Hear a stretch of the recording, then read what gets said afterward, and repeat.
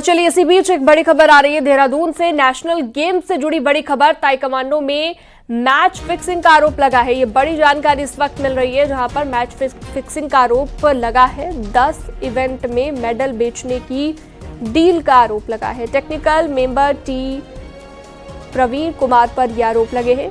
IOA अध्यक्ष PT Usha ने बयान जारी किया है। ये बड़ी जानकारी इस वक्त देहरादून से मिल रही है नेशनल गेम से जुड़ी ये बड़ी खबर के, जहां पर ताइक्वांडो में मैच फिक्सिंग के आरोप लगे हैं और 10 इवेंट में बताया जा रहा है कि मेडल बेचने की डील की गई। Technical member T Praveen Kumar पर ये आरोप लगे हैं। आईओए की अध्यक्ष पीटी उषा ने खुद ये बयान जारी किया है और इस बयान के बाद अब लगातार चर्चाएं हो रही है, बातचीत हो रही है। अनुपम त्रिवेदी जी हमारे साथ जुड़ गए, एडिटर उत्तराखंड, ज्यादा जानकारी और बातचीत के लिए। अनुपम जी, वाकई कई सवाल खड़े होते हैं। ताइक्वांडो में मैच फिक्सिंग के आरोप लगना अपने आप में गंभीर विषय और खुद पीटी उषा की तरफ से यह बयान जारी किया गया है, और क्या क्या जानकारियां मिल रही हैं? देखिए, उस जो पीटी उषा की तरफ से जो बयान आया उसमें कहा गया है कि ये टेक्निकल कमेटी एक इनकी सिलेक्शन की होती है। टेक्निकल कमेटी जो खेल में पूरे टेक्निकल पहलुओं को देखती है। ताइक्वांडो के लिए टी प्रवीण कुमार ये मेंबर भी थे, उसके हेड भी कर रहे थे। तो इनके खिलाफ कुछ समय से शिकायतें लगातार मिल रही थी कि इस तरीके का आरोप थे कि वहां पर मेडल्स की बोली लगी है।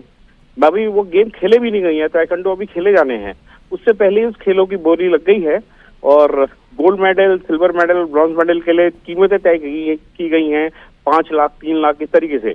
तो ये शिकायतों को बहुत गंभीरता से लिया गया है। कुछ प्रीलिमिनरी इसमें तथ्य जुटाए गए और जो शिकायत आई उसके बाद उसके आधार पर इनको हटाया गया है। तो बड़ी खबर इस मायने में है क्योंकि राष्ट्रीय खेल एक बहुत बड़ा इवेंट है। पूरे देश भर के खिलाड़ी आते हैं और यहीं से खिलाड़ी जो चुन के जाते हैं वो आगे इंटरनेशनल इवेंट्स में भी पार्टिसिपेट करते हैं, देश का प्रतिनिधित्व करते हैं।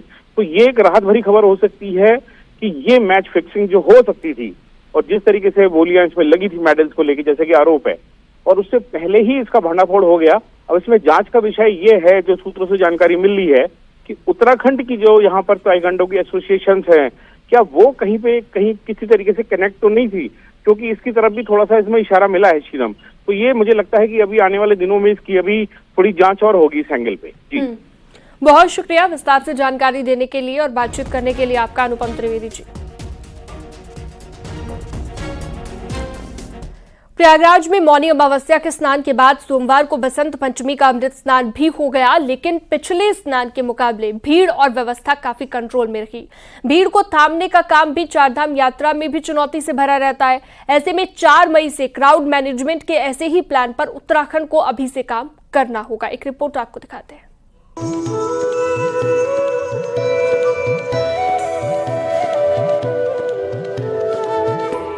3 फरवरी को प्रयागराज में बसंत पंचमी का तीसरा अमृत स्नान पूरा हो गया। मौनी अमावस्या के स्नान के मुकाबले भीड़ कंट्रोल दिखाई दी। धार्मिक यात्रा, मेलों, मंदिरों में भीड़ कंट्रोल करना सबसे बड़ी चुनौती होता है।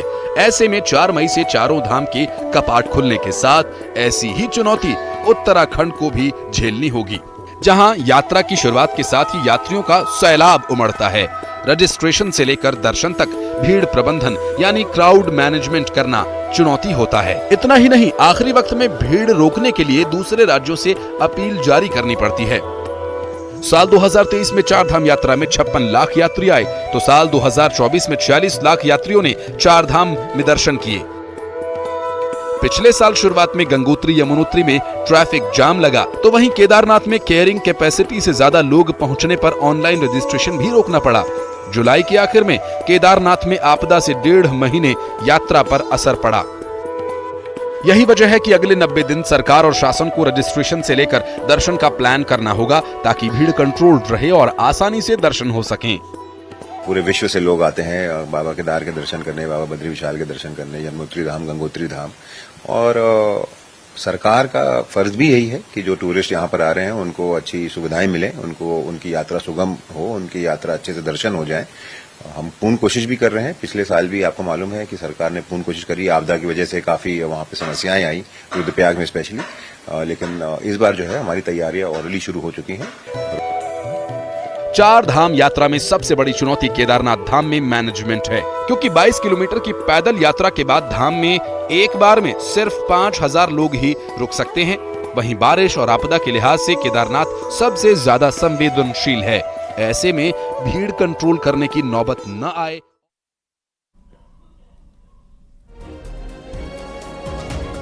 और ये सीधी तस्वीरें इस वक्त मिल रही हैं मुख्यमंत्री योगी आदित्यनाथ से जुड़ी हुई लाइव तस्वीरें आपको हम दिखा रहे हैं। बसंत पंचमी के मौके पर ये मुलाकात की जा रही है। भूटान के राजकुमार के साथ मुलाकात कर रहे हैं सीएम योगी आदित्यनाथ इस वक्त, और उन्हें सरस्वती मां की प्रतिमा उन्होंने भेंट की है। बसंत पंचमी के मौके पर मां सरस्वती को याद किया जाता है, पूजा की जाती है उनकी और उनसे आशीर्वाद प्राप्त किया जाता है। और अभी जो तस्वीर हमने आपको दिखाई मुख्यमंत्री योगी आदित्यनाथ की, जो कि मुलाकात कर रहे थे भूटान के राजकुमार के साथ।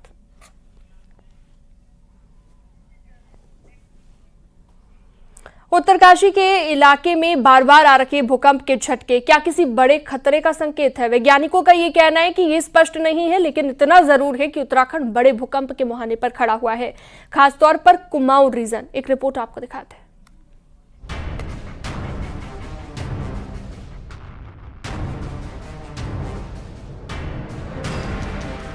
उत्तरकाशी में पिछले कुछ दिनों में बार बार आए भूकंप ने एक बार फिर वैज्ञानिकों के साथ ही लोगों की भी चिंता बढ़ा दी है।